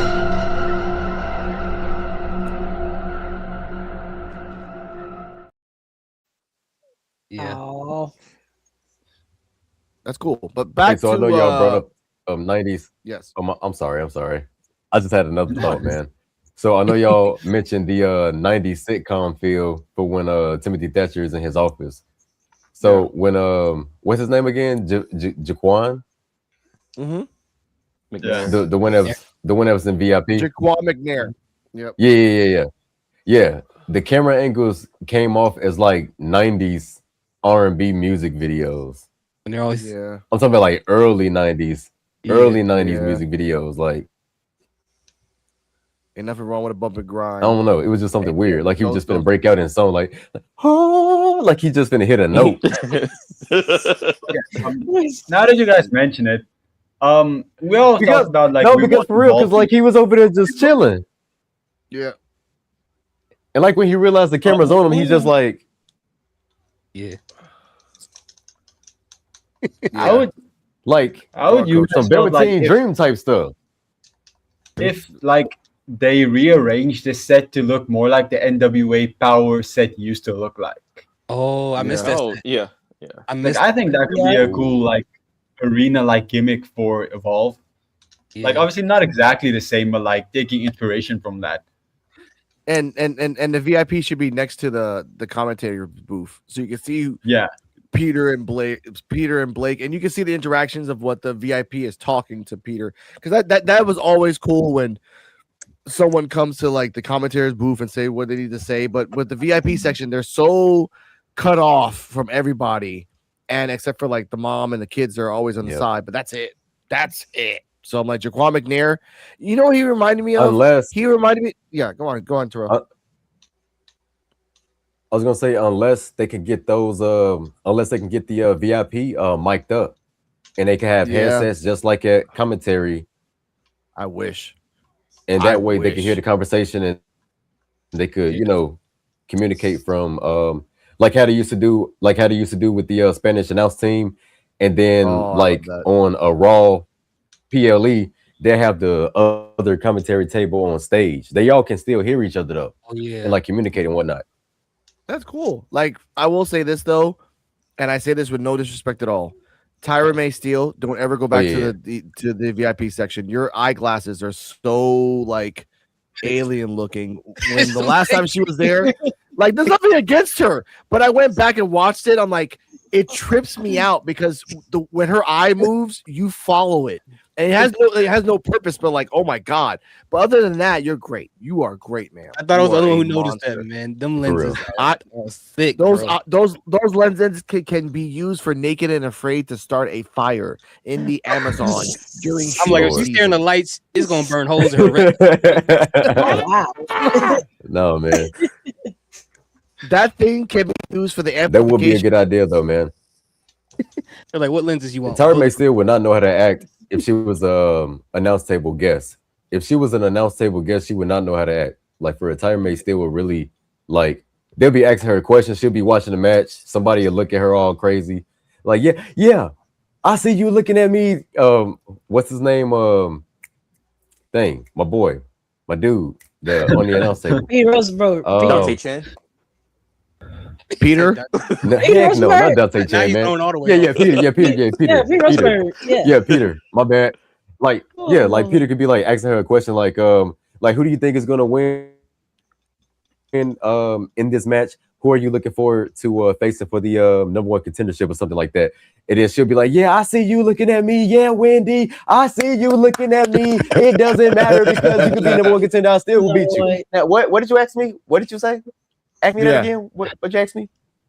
I see you looking. Like he's still asking the question. She's just talking. By the way, Tyra May Steele, I'm just joking. I don't have a gold medal. I don't want to wrestle you. No.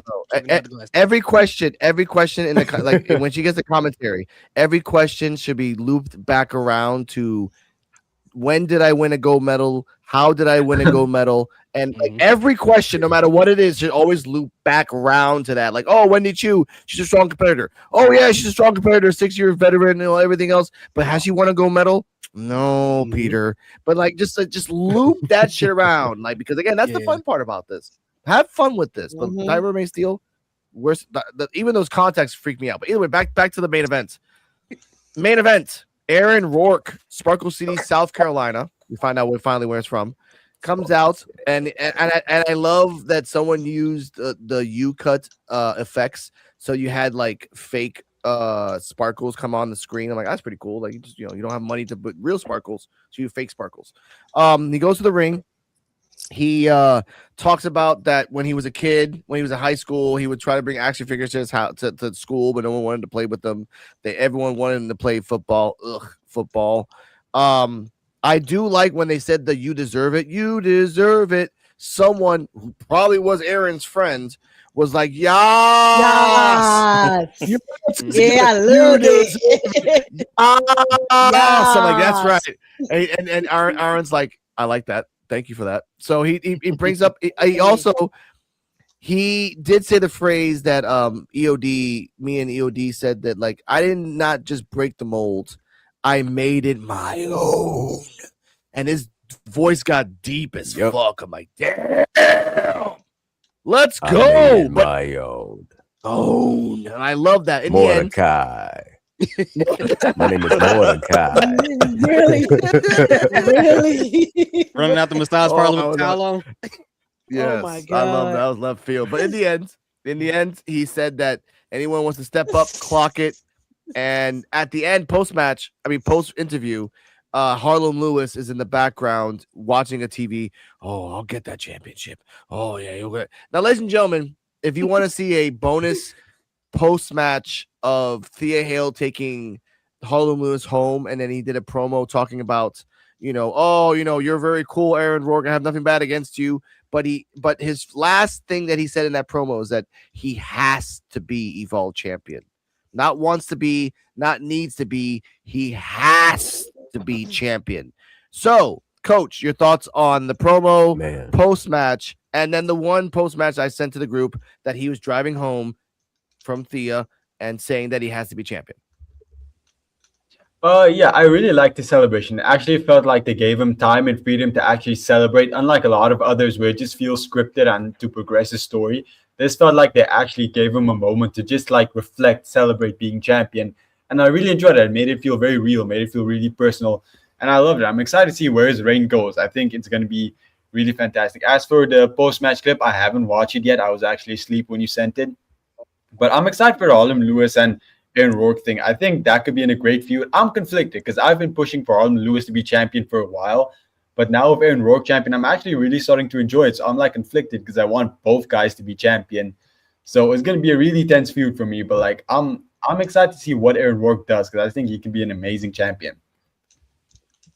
Okay. Hear these thoughts? Yeah, I really liked it, man. I like when people have promos that are an extension of who they are and things that came out of their own personal lives because it comes off so much more natural and emotional. And it seemed like Aaron Rourke for the past couple of weeks have been practicing having these kind of speeches, like when he was talking to Timothy Thatcher in the back or whatever. But I really did like this for him a lot. And there was a guy in the back who said, he said, people in the past did something, and somebody was like, yeah, they suck. And he kind of like pointed back at him. I thought that was pretty funny. But the Harlem Lewis response, and then you shared us what Aaron Rourke said back to him in the story when he posted it. Oh, wait, but for context, he did say, you know, you can slide into my DMs, and with your dove-looking face, you look like a casting member from Doug Dynasty. What? And I'm gonna tell you, look, Harlem Lewis, bro. I understand Thea Hill got a new hair color. I understand that. I understand you a really tough guy, but you're not gonna win in a roasting battle against a gay person. They're undefeated, bro. I've never seen them lose one. Not one. I'm telling you, from my own experience, you're gonna need therapy after you try to do that. Leave Aaron Rourke alone. Okay, you don't want the title that bad. So, but other than that, I think the match. Honestly, I agree with Coach. I think Aaron Rourke is and will be an amazing champion. And I think when that match happens between him and Harlem Lewis, it's going to be really good because Aaron Rourke is amazing in the ring. So to see him go against a powerhouse, I think that's going to be an interesting matchup to see. So I'm looking forward to it. I just want to add to it. I just want to add to it too. Aaron Rourke already feels a lot more like the face of Evolve than Sean Legacy ever felt. Like Sean Legacy was great as the face of Evolve, but Aaron Rourke, he just fits that vibe a whole lot more naturally to me. Yeah, that's true. Yep. He does. Yeah, I agree He with does. that. Terrell, your thoughts? Yeah, man. Aaron Rourke as champion is pretty cool. You know what I'm saying? He is breaking barriers and he's inspiring a lot of people, especially when we talk about WWE. You know what I'm saying? This is the first time, right? For the first time in WWE, right? The first ever openly gay singles champion. We have to include Darren Young because he did become openly gay for that 1 month when they exploited him, and then he disappeared. Yeah, but yes, I think he's the first openly gay like singles world champion, right? Yeah, the first ever. Yeah. Yep, in WWE. Yep. So I think it's pretty cool, man. You know, he's inspiring a lot of people out there. That anything can be possible if you set your mind to it. You know what I'm saying? And it was a lot of people that was doubting him. You know what I'm saying? It from him telling his story, I could tell that it made him, you know, think about his past of people, you know, just probably degrading him, trying to put negative thoughts in his head that he can't achieve. You know, this is unattainable. But the thing is that sometimes you have to be delusional. You know what I'm saying? Like sometimes you have to be so delusional to the point that you tell yourself, this can be done and I'm going to get it done. You know what I'm saying? We've seen so many people do it all the time that it's mind boggling that some of the people, how they got successful. You know what I'm saying? And some people just got successful by any means necessary, but we're not going to talk about that. But but yeah, man, I'm glad that he achieved it. He achieved it, and it just goes to show you that you have to not only pray for things, but you have to also put the work in after you pray. Like it ain't just gonna come to you. You have to at least put a 50, sometimes 75 or 25% in. You know what I'm saying? Yeah. I like that. That's beautiful. And then Harlem Lewis. I think Harlem Lewis is gonna be a good competitor for. I know he said that he need this, you know what I'm saying? He need this belt. He doesn't want it. He needs it. So he we'll didn't see say how he this needs goes. it. But The Terrell, he didn't say he needs it. He has to have it. He has to. oh, he has to have it. Yes. Yeah, he has to. It's a guarantee. That sounds like a man that's hungry, bro. Yep. I like that. CJ Wolfie. Mm-hmm.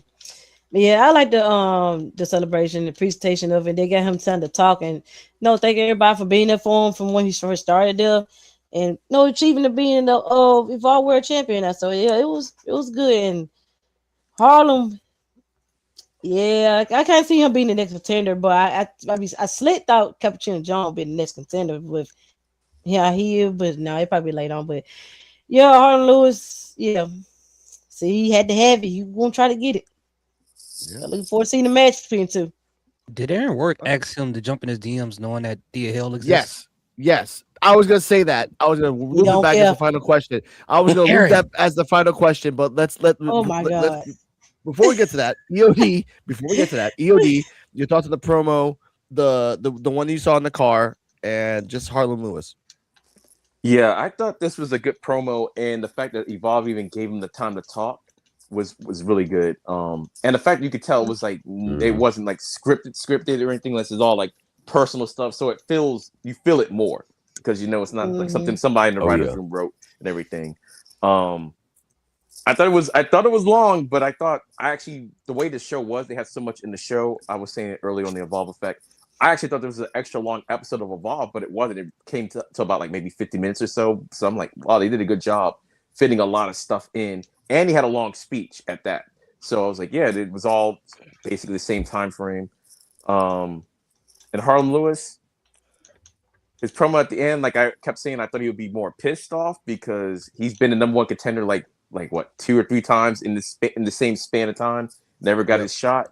But the promo he did in the car, I guess the next day, that the Invisible Man let me listen to, I'm like, that was a better promo. That was the promo they probably should have had on the show. The passion that he was showing, and the fact that he's talking about like he doesn't like hate Aaron Rourke because of like what he did because he's champion, but he does know he got screwed over because he was in one lane, he was the number one contender, and then Aaron kind of got to it how he got to it before him. Like it just took a different path, but he's not mad at that. But he needs to have the championship.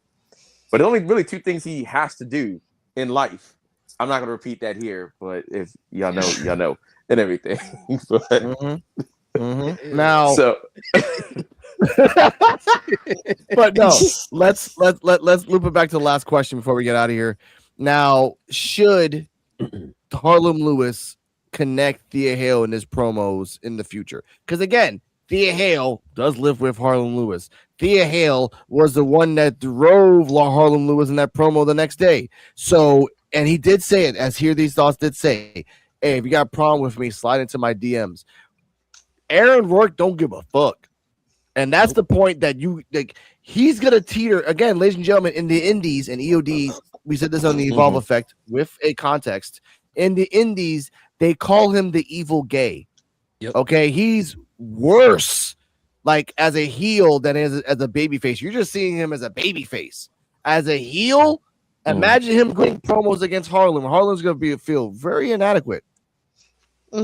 Sorry, sir. I'm sorry. But final question, final go around the board. Quick yes or no, coach. Yes or no, should Thea Hale get involved in this? Yeah, I think it will make it a lot more personal, a lot more interesting. I think they should get involved. Okay. Hear these thoughts? Yep, that's a yes for me. I think it'll be interesting. All right. Terrell? Yeah, I think it'd be dope. I like the idea of it.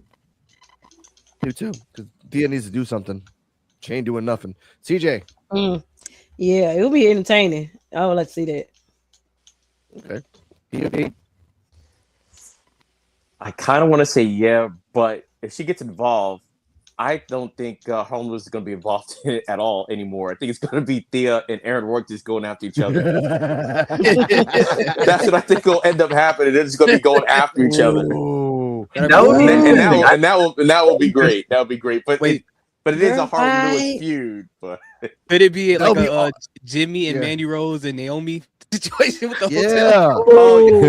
hotel? She would do a segment in her backyard, like, "Oh, ladies and gentlemen, welcome to my man? Why are you sliding in his DMs? Why are you showing him pictures when you're all oiled up at the beach and we're in Florida? What is that all about? Like, you can really push this to the moon if you really want to help your man. If you want to help your man, because again, Thea Hale, and I hate to say this, and out of respect for you, if you ain't doing nothing in NXT, welcome back to Evolve, baby. Because that's all that's gonna happen. No. It's all gonna happen. I don't mind you coming back to Evolve. All right, but around the board, final ratings and everyone's socials, ladies and gentlemen. Coach, you go first. You can find me at Brian FCHW or Coach FCHW pretty much anywhere, but I'm mostly only active on YouTube and Instagram. And as for a rating of the show, I'd say it was a 10 out of 10, despite my dislike for certain matches. I think the show was overall pretty good. Great matches. Most of the promos and segments were really well done. So I'm going to give it a 10 out of 10. I feel like we're getting back to the Evolve I used to like after a little bit of not bad episodes, but like lesser episodes. Okay. Hear these thoughts? Yeah, I'll give it a 9.5. We're doing letter rate. I'll give it like a B plus, A minus type area. I thought it was it's good, Coach. I didn't want to throw anything off, but I thought it was a really, really good show. I thought it was a really good show. No part of it felt boring, except for Brooks Jensen, but all the rest of it was a pretty good show. I liked it. Okay. All right, Terrell. Yeah, the show was actually pretty good. I will give it a B. I thought it was pretty solid, and it did feel a little nostalgic from some of the early episodes of Evolve that we did have. And yeah, y'all can feel free to follow me on Linktree /For Terrell. You can find all of my links there. I've been working on gaming content. Me and CJ been posting videos on our For Real Love channel, For Real Love 15. And yeah, man, we are getting married. Yay. April 10th. Yay! Oh, right around the corner. Oh, okay. That's awesome. Yep. The day before the Turtle Festival. That's awesome. Yep. April 10th day. Ooh, Yeah. It'll be exactly 2 years. It'll be exactly 2 years that we've been together. That's awesome. If I had real money, I would send Boys to Men to your wedding so they can sing. It's not that expensive, but also unfortunately not attending. I'm living in the ocean. You just gotta speak it, man. You gotta believe that it can be achieved. Total? I will one day. Yeah. Y'all been together for 2 years? Yeah, 2 years in total. Yeah. Gotta make sure she's not listening to awesome. this. I gotta make sure. No, she not listening. Yes. We good. Yes. That's awesome. Anyway, CJ Wolfie. Yeah, I get the show. I give it a B plus. It was a pretty good show. And my social is Linktree /CJ with 15, and you can give it a good like, share, subscribe. Okay. EOD. Yeah, I'm gonna give this show a B plus. When I give out an A, it's an A. But this is a B plus. I think Evolve is getting back to form and everything. You can find me at Linktree /NDays33, where you'll find my YouTube channel, EOD33 Wrestling Hub. So Okay. I give this show a B minus because of the fact that just Braxton Cole in the backdrop. Be better, guys. And Chuy Martinez flubbing up the most classic Puerto Rican line that every Puerto Rican says, like freaking DNA in their soul. Again, nothing against that. I love you, Chuy. Mira, pero te jodiste. A lo mejor. But other than that, it was a great show. You can find me on Rican Reactions, RICAN REACTIONS, PWF Wrestling. Check us out in the Evolve Effect on the Wrestling Soup and Friendos Network every week that comes out between Friday and Saturday morning, depending on how fast I can upload it. And this Saturday, the triple threat of news of PWF, I'm actually going to pop my head out on this one. That woman that stole college funds and got VIP tickets to WWE. We'll talk about that. I haven't heard that. That's crazy. Oh, yeah, that's one. First topic. Second topic is about fucking time. Bad News Brown is gonna be in the fucking inducted in the Hall of Fame. Took them about 20 years, but sure. Man. Okay. And 3, what shall Sol Ruka and the people of NXT do once WrestleMania hits? Because you know there is a bus flip coming in a couple of months, between a month and 2 months. That hasn't stopped, ladies and gentlemen. People are gonna get it, released, and after WrestleMania, people are going up again. So how is NXT gonna survive with Ricky and Ethan, who have already said they're gonna stay there forever? They're not going up to the main roster for a very long time. You know what'd be crazy? Yeah. You know what'd be crazy? What if, because they really do need to start moving people up, like since you mentioned Sol Ruka. So what if like Jade Cargill, for example, right? Yeah. She needs help at WrestleMania. Meechin is down. BFAB is down. And the only person that can help her, and the only person that can help her retain her title is Jada Parker. Ooh. Either Jada or Kaylani. Either Jada or Kaylani. Or Kaylani. Yeah. Kaylani, Like I see they, they not joining to make it a 4-woman faction. They could, but they should. But they could, yeah. But it's like I scratch y'all back, y'all scratch my type of like my back. Like get help them get like a mid-card belt or something like that. Yeah, they're like out and then they can match in return in the future. Yeah, have BFAB and Meechin as the tag team champions. Have BFAB and Meechin as tag team champions, and let Jay Cargill hold the belt a little bit longer. Right? Yeah. Either or. And they all champions. Like they're all champions, but either it's a 4-woman faction or you just got a hitter in case you need one. Yeah, that works. Because Kaylani ain't doing nothing up there. Sadly, Thea Hale, Tatum Paxley, Fallon Henley, Lainey Reed, they're stuck there in NXT for the next year to 2 years. Jada Parker needs to go up. She needs to go up. It's been this babyface thing that they're trying is very weird. Every week I see her, I'm like, you're being nice, and I don't believe you. Like, I've seen you in war. I know what you can do, and you acted all nice about it. But either way, we'll talk. If you want, you're more than welcome to join us. Join off on Saturday. Stay healthy, stay happy. Remember that the Evolve podcast is about having fun, talking of the truth, and having, as Coach says every single time in the last 30 seconds before he finishes his episode of Evolve, just shooting the shit for 2 hours with friends. And I listen to your episode every day, EOD. I'm sorry, not EOD, Coach. And EOD as well. Of course. Remember that we'll see you on Saturday. We'll see you next Thursday. And NXT Time with D-Walk, he needs a co-host bad. So I'm figuring it out. Good night, everybody. Joey Martinez Danteshin, Brooks Jensen and Braxton Cole. Joey Martinez Danteshin, Brooks Jensen and Braxton Cole.